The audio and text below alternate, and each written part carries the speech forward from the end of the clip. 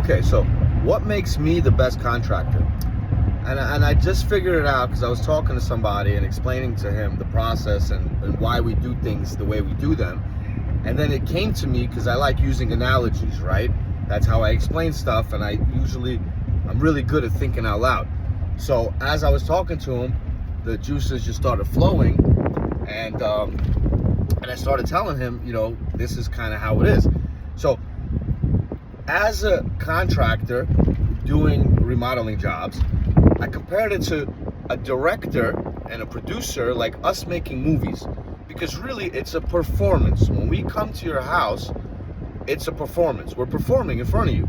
We're a circus. We're a traveling circus, or we're actors, and this was the budget we were given. This is the script, and we're gonna come in and this is the movie we're gonna make for you, and we're gonna act it out in front of you. And so the painter's gonna be one actor, the electrician's gonna do his part. He might show up in scene 3, scene 6 and 7. You might see a tile guy, but then there might be the same guy throughout, like the carpenter. That's like the narrator. He might be there the entire time, or the main character might be there the entire time, right? So there's different roles of who does which part in the movie. And so on the contracting site, we're all just playing a part, right? Now, depending on how well you rehearse, that's how well you perform. So if you're a A-list actor and you're a Grammy winning, or I don't know, award winning, I think Grammy is music, but if you're a Tony Award, or I think that's the one. Let's say you're a great actor, great director, you have awards and accolades. Why? Because you're that good, because you're that rehearsed. You've done it so well, so many times, or at least that one time that you won the award. But to do it that well that one time, that means you've done it so many times before that you've rehearsed and you've memorized, and you know every single part before you do it. So when you come in and you do it, it's just amazing, right? Because it's well orchestrated. How does Michael Jordan or Kobe or all these guys hit the shot when they need it? Because they practiced 1,000 times that shot behind the scenes. The customer doesn't know what we do behind the scenes. But a lot of contractors, they basically work, and their behind the scenes is there. They work on set, and they don't have a curtain between them and the back scenes. They do everything on site. They do the thinking on site. They're planning. They're just on site, kind of taking it by the seat of their pants. They're flying, by the hip, by flying, operating by the hip. I forget the way you say it, but basically, they're not rehearsed. You're not well polished. So if you, like me, I still don't have a huge crew, right? I'm the guy who, for example, plays every instrument. Like, you ever seen those movies where there's like one actor and he plays every role? He just like switches outfits real quick, throws on a different hat, and then, he's playing every single role. Or a musician that has every single equipment, and he'll play the pianos and the drums and sing, and he's got it all, right? So I'm still the sales guy. I'm still the production manager, the project manager, and I'm still the person who's like designing and procuring the materials, right? But I've gotten off the tools for the most part. And when I'm on the tools, I'm the actor.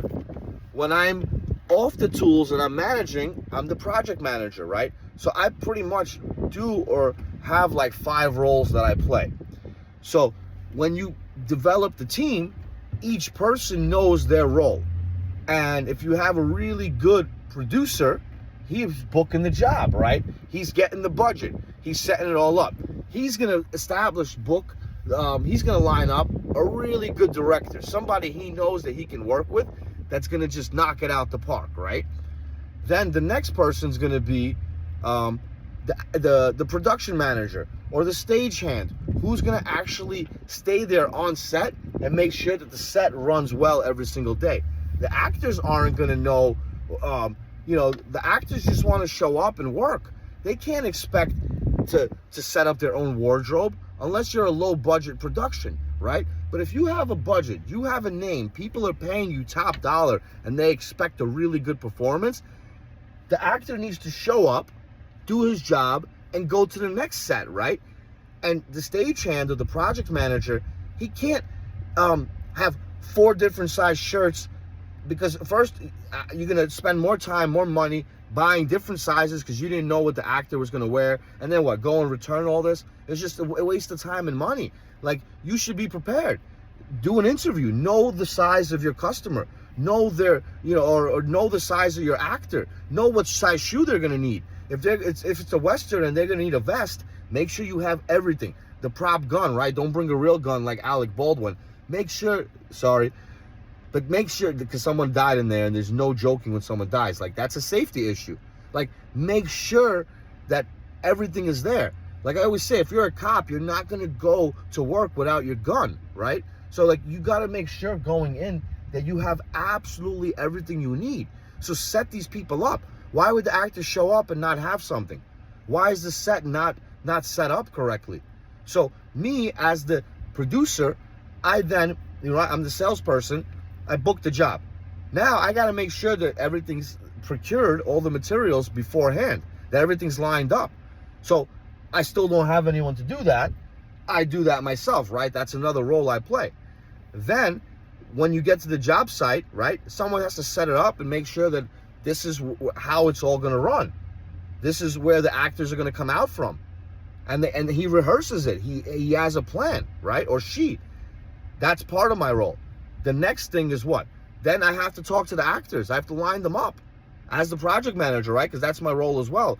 One day I'm trying to grow, like the next step would be to get people in each one of these positions. And so so the next part is sorry, I lost track. But the actors, like, so I already know, let's say for example, which actors are going to be on here, right? That they tell me. The director tells me as a project manager, so you're going to have this guy, and that guy. Or I have to decide myself. I get, I have, discretion as the project manager to hire who I want. So if I know my A-class electrician, like the A-class actor, isn't here, but this is a basic job, I can use a B-class guy, right? I can spend a little bit less, and I don't need to wait for Brad Pitt. I could use somebody else, right? I don't need the top guy. But if I know that this job is going to be complex, and I need the best carpenter to do these moldings, I'm going to get the top guy, and he's going to be on the schedule. I'm going to work it out, see which scene he's part of, when he's coming in, and make sure that when he shows up as the specialist, everything there is ready for him, right? So he doesn't show up and waste time. And so this is my job, and that's kind of how I think about how to run them. But that's also how you build value and you perform so well in front of the customers, because they see what they paid for. They understand, wow, this is an orchestrated, rehearsed performance. They do this probably twice a day. And so when you come in and you go to Broadway show and you see them performing, they perform this show twice a day, 5 days a week, every single time the same way. Maybe they tweak it, they improve it a little bit, and maybe there was a mistake made, but like, everybody knows their part. And that's how, when I walk in to do your bathroom, there's demo, there's framing, electric, plumbing, materials, surface prep. There's so many things that go into it. And now, I'm not a jack of all trades, I am the master of all trades. But I can't do all these jobs myself and build a scalable business without the right players. So when we come, we're rehearsed. All the guys know what they need to do. I already have the electrician, the plumber, the tile people, everyone knows exactly what they need to do. And when they show up, now I have a script. That's a new thing that I developed thanks to my new CRM software that I'm using. It forced me to itemize, kind of like step by step. This is every single step that has to happen. And so because I put it into what I call my process, I see, like, okay, setup, these are the steps for setup. This is the setup, these are the steps for framing, and so forth. So each step, it's just a line, right? So the actor needs to know his line. He needs to know going in, memorize your lines, right? Like, or have your script and cheat, but have the script. And so if I, as the director, as the project manager, provide the script to my actors, and everybody knows what they need to do, we come in polished, rehearsed, and it's just it's a world-class performance every single time. That's why I have the most reviews, because I think this stuff through. I literally got it down to a science. I put my heart into it. Every job I refine. I continuously improve the process. I'm reading so many books on personal development.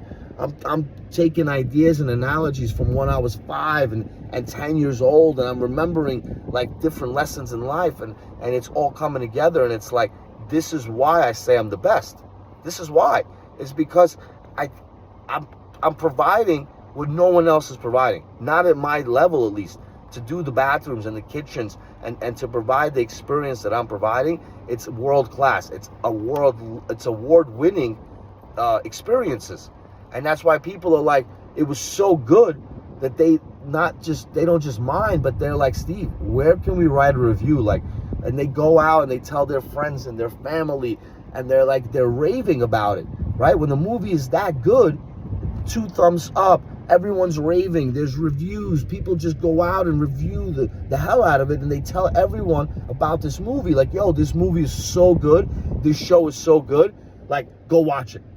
You weren't even asking me for a show recommendation. You might not even ask me for a contractor recommendation, right? But I was so good, or my contractor was so good, the experience was so good, that now I'm just so happy. Whenever I see people, I just tell people like, yo, I just got my kitchen redone. Oh, word? Yeah, it was so good. This guy was amazing, right? Because people love to brag. And that's what I learned as well. People love to complain and people love to brag. 2 great loves, right? So people love to brag. So I want to be the person, my dad taught me this, be the person they're going to brag about. People brag when they drive a Mercedes. People brag when they get the high-end premium best thing, right? Sometimes they brag about, oh, I got the best deal. But again, you got the best deal. You didn't hire the cheapest guy.